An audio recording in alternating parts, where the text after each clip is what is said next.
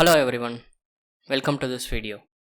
Today we will introduce you to the layout of the GridPro WS. The prerequisite to follow the introduction is to have GridPro installed with a valid license. If you are a Windows user, you can double click the WS icon on the desktop.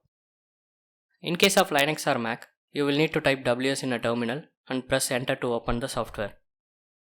When GridPro UI opens up, it guides you to select a working directory. For now, you can create a folder called GridPro Demo in your desktop or documents where you have permissions and select the folder as your working directory. Right now you see that the buttons are inactive, and this is because there is no active session.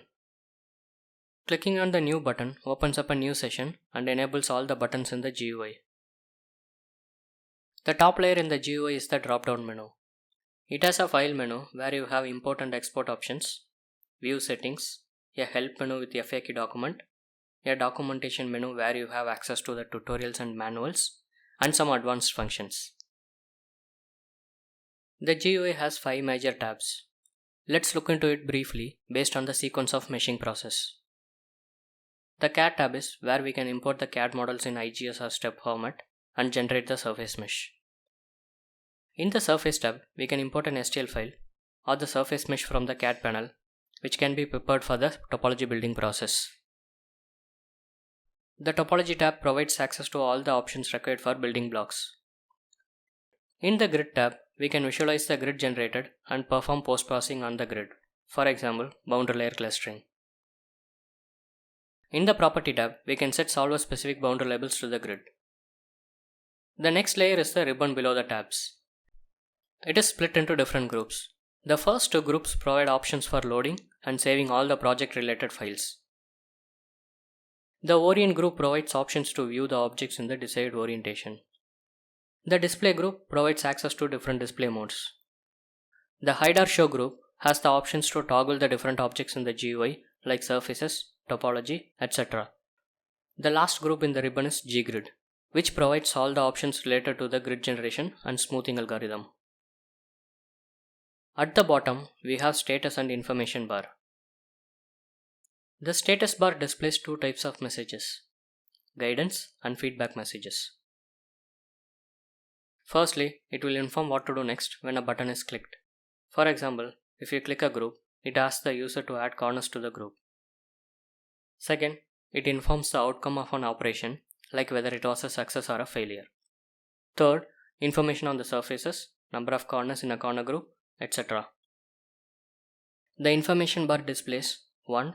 Details of the selected surface and the surface navigation options. 2. Number of iterations when the grid generator is running. 3. The information on the grid, such as number of blocks and cells, when the UI is in grid or property tab.